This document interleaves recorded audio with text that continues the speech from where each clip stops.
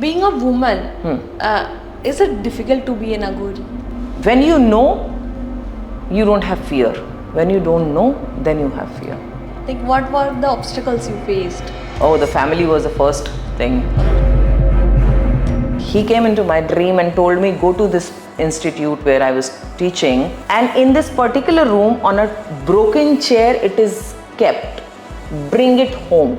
Just trusting that dream, I went to Rajasthan. The very next day, spoke to the director. He was laughing that, oh, you came only just after seeing the dream. He sent someone in that room, and exactly on that broken chair in the dark room, that Saraswati idol was kept. The person who brought it was shivering. You have chosen a path that not everyone choose. I would say in one word, it was destined. Actually, who are Aghoris, and is there something that we have to scare about Aghoris? Aghori is not the one who only wears, so they are carrying so much energy from Smashana.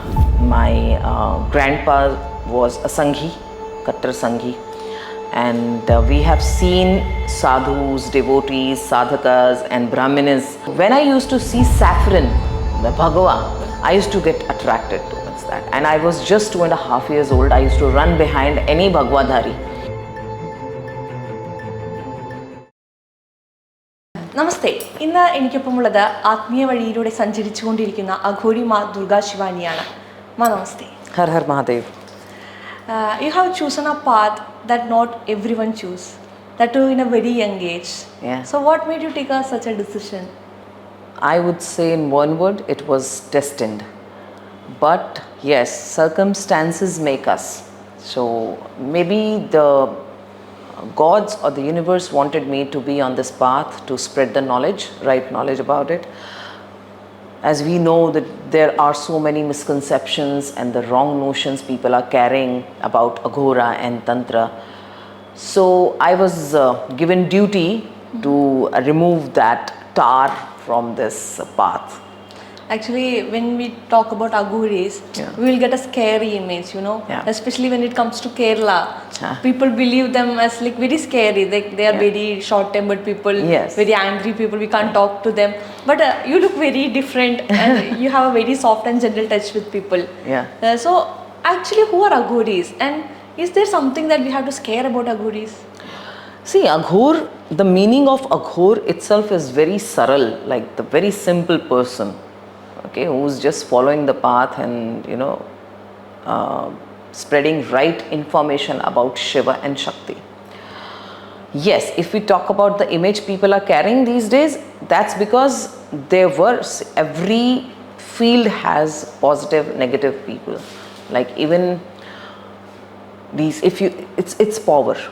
If I give you the example of a sword, it is given to you, it is given to me, it is given to him.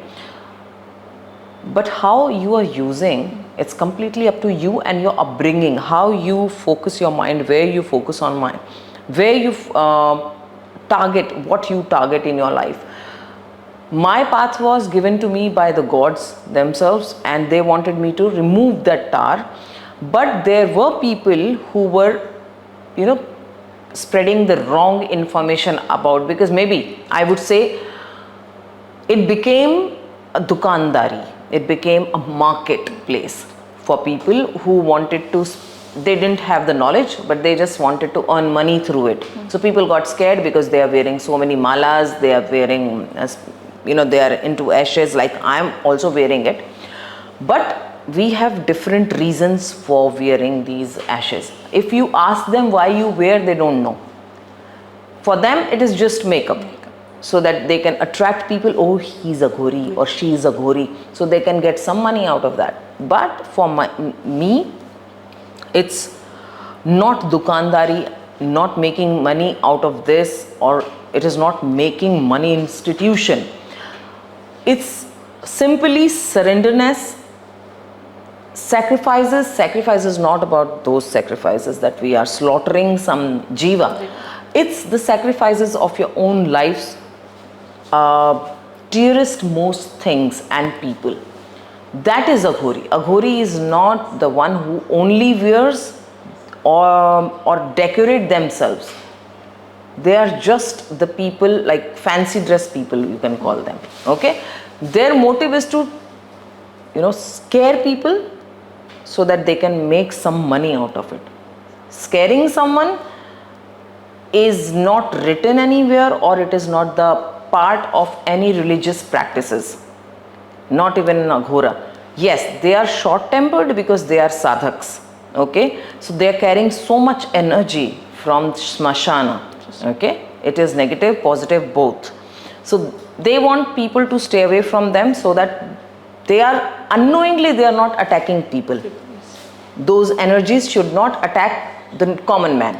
That's why they keep people away. But now we have to differentiate the real Aghori and the fake Aghori. Fake Aghori is going to definitely scare people, but the real Aghori will talk about it and tell them why he or she doesn't want people to connect with them all the time, or in a very casual way. Casual. Yeah. At what age did you choose this path? I mean, when did you get a feeling that I have a divine call, so I have to choose this path? Okay, so it's a long story, cut short. My family background is very religious. My grandpa was a Sanghi, Kattar Sanghi, and we have seen sadhus, devotees, sadhakas and brahmanas in our family. They were visiting regularly. So when I used to see saffron, the Bhagava, I used to get attracted towards that. And I was just 2.5 years old. I used to run behind any Bhagavadhari. And my grandmother used to say, "Oh, please bring her back, somebody will take her." So that was the time when I started saying that main bai ban jaungi, that I'll renounce the world and become a monk. So that was the age, unknowingly, knowingly, or maybe I was carrying this from my past life. So I started talking about at that age, and then I renounced everything in 2012 when I got Aghor Diksha from my guru. I took Tantra Diksha also, but that time I was Grahastha. But when I took Aghor Diksha, I left everything. So yeah, that's the short story. You have studied a lot about Tantra. Yeah. And we have seen people talking about Tantra without proper knowledge about it, which Yeah. can spread a lot of misconceptions about it. Yes, But yes. when it comes to you, you had done a lot of studies, like Yes. higher education in Tantra. Yeah. So what is Tantra, and how should people look to it? See, Tantra is a system. There is a yantra, geometrical, sacred geometry, we call it. Okay. And then there is a mantra. Mantra means manthan. Yantra means the body. So you have to, the one who's aligning them together and bringing it to real physical form, or into the physical reality, that is tantric. A scientist can be a tantric. We can call him tantric. Why? Because his thoughts, he's bringing his thoughts into physical realm, physical reality. He has that power. The one who's carrying that power to bring any thought into physical reality is a tantric. Tantric. You can be a tantric, I can be a tantric, he can be a tantric, anyone in the world can be a tantric. So it's not that difficult. Only thing is, without knowing the root of tantra, we are talking about it. Like Nimbu is tantra, Mirchi is tantra, the Kumkum is tantra. No, all of it is tantra. But the technique that makes it what it is actually tantra. We know everything have a two side, a positive and a negative side. Yes. But we can see the negative side of Tantra is very much exploited. Yes. In the society. Yes. So how can we spread that awareness about that? We need to talk, we need to study a lot. When I had questions in mind, if I talk about 99, when I started my journey, it's been 25 plus years now. So I started my journey when my father died, and he appeared in my dream, and he told me, I used to like Saraswati Vigraha. He was Saraswati Sadhak. So I used to like that Vigraha a lot, and he didn't get a chance to give that to me, hand over that to me. Okay, so he appeared in my dream after his demise and said, go to his institute where he was teacher, like professor.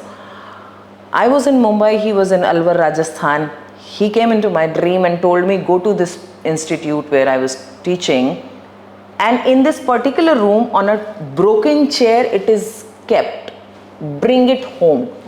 I said, okay. And just trusting that dream, I went to Rajasthan the very next day, very next morning. Went to that institute, spoke to the director. He was laughing that, oh, you came only just after seeing the dream. It's just a dream. I said, yeah, it is a dream, but it is a dream of my father. He told me this and I want to check. He sent someone in that room, and exactly on that broken chair in the dark room that Saraswati idol was kept. So everyone got goosebumps that the person who brought it was shivering. So from there the journey started, and I wanted to know, because I was very curious what Tantra is, because people say Vashikaran kar diya, control kar liya. So I wanted to know what this controlling thing is. Because my father was controlled by my stepmother. My mother died because of that something was done. What that something was, scratching my head. So I started reading books, and one day in some magazine, Grah Shobha or something, I read that Bhagwan Shiva spoke Tantra to Sati. He spoke this, and it's in Shiv Mahapuran. It's written in Shiv Mahapuran. I immediately got my answer, and I got that book, Shiv Mahapuran, and I started reading. So my basic journey, basic Tantra information or the journey started from there. And then I realized that people who are actually in the society doing Tantra, like common man is going to them for help, small help, like daily issues. Yes. Regular issues like my husband is not talking to me, having extramarital affair, my daughter is not studying, so many such issues. So I also went to a Baba to check what it is like. I wanted to know about Tantra, and that time we were not having any such institute of Tantras in India. Then I went to a Baba. I also went to a Baba out of curiosity, and I got to know that no, this can't be Tantra, because by that time I read that Shiv Mahapuran. So I started telling, I said, no, this can't be Tantra. He's lying. And that was the time when my actual journey started. I wanted to study. Then I started searching for, the universities or the schools or the institutes, but there were none in India. Or maybe those who were doing it, exploiting women a lot. Okay. Then, because it was destiny, so my friend suggested Chicago University. So I said, okay, I'll try, and it clicked. And I did my PhD, but that was, the amalgamation of their system and Indian system, not complete Tantra. But at least I got to understand what Tantra actually is in a scientific way. I started teaching people then. I started talking about it through my YouTube channel, through my whatever the platform I was getting, I started talking about it. People, those who were curious about it and wanted to know, got connected to me because they really wanted to know what Tantra is. But there were people who left me. Those who were my friends, they left me. Oh, she is now becoming tantric, leave her. She is going into cremation grounds, leave her. I don't know what she can do to us, better leave her. So this was the fear people are having. If I am a tantric, you are sitting with me and people are watching, oh, she's a friend. She is friends with her. Maybe she is doing something on us also. So that this is what I wanted to remove. But now I am happy, glad, because I did my first Kumbh in 2015 in Nasik, and we started talking about it. And thankfully, media supported me a lot. Yes. From there, the journey took another level when media started supporting. And now I am happy because we spoke about that it should come into, our academics. Yeah. So now the BHU and Lucknow University is teaching Tantra. So I'm so happy that it's fruitful now. We know Bharat have a great tradition, and we do have everything like Tantra and everything which can attract a lot of people, but which are not completely utilized by Indians. Yes. And that's a sad part. If, Tantra is so powerful, Aghor methods are so powerful, if we blend it with the science, we can really break so many myths, and also we can get to know universal reality. We can decode that. So we just need to study properly. That's it. Being a woman, is it difficult to be an Aghori? In the initial stage, it was, but I don't think so it's now, because I have studied it deeply. When you know, you don't have fear. When you don't know, then you have fear. Like, what were the obstacles you faced? Oh, the family was the first thing. They were opposing. You choose the, home, or you go this path. I said, okay, this is my destined path. I'm going on the path because I was given this path. I didn't choose it. I wanted to become a musician because I'm Visharad in music, Indian vocal classical. But my destiny was this. So I'm not going to leave it. I'm not giving up on this. This would be like death for me. So I left everything. I said, okay, I'm leaving now. So I left my home. So I had to choose. There are always choices. You have to make choices. Your dream or your mission is bigger than, for me, my mission is bigger than anything else and anyone else in this world. So I can renounce anything for this. And like the attire you are wearing, especially when we see, there is something which attracts, we become curious. Yeah. So, why did you choose this attire? Like, we can see Aghoris in different attires. Yeah. As you said, we have seen saints in saffron. Yeah. But you choose black. Yeah. But I have seen your photo in saffron also. Yes. See, saffron, I wear saffron because I am initiated into Akhada also, Anand Akhada, Panchadashnami, like in traditional 13 Akhadas, this is one of them. So I got initiated into that also. So I have to take care of my guru's lineage. So I respect him also, but most of the time I try to wear neither saffron nor black. But when I'm doing special things, special prayers or some rituals, that time I try to wear saffron or black. Because this is my attire given by my guru. And also black is the color of Aghora, the Ugra roop of Lord Shiva. Also it is a color of black hole. Where light cannot escape. So that's the reason Aghoris wear black. Okay. No, none of the other colors can, affect black. That's the reason. So we don't want to get affected by the worldly desires. So that's why we wear black. Another reason for wearing all this is a mala given to me by my guru during my diksha. So I wear it. And this is another asthi mala for japa. Yeah. About this is Shmashan Bhasma, and this is the Kumkuma and Chandan. So Chandana is also offered to Lord Shiva. Bhasma, he loved Bhasma. Okay, he's a Shamshanadhari. We call him Shamshandhari. So he'll smear himself in complete Shamshan Bhasma. Means whatever is Tyajya is Grahya by Shiva. So I am Tyajya by society but Grahya by a Shiva because I'm his devotee. Another reason, we always follow our idols or the parents. So he is my Shashwat parents.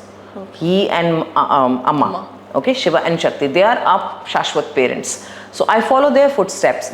She likes Kumkuma. That's why I like Kumkuma. She likes Baba like Bhasma, I like Bhasma. Okay, my Baba is like that, I'm also like that. So it's just the parent and children connection. So I'm his child. I will definitely do whatever he does. Okay.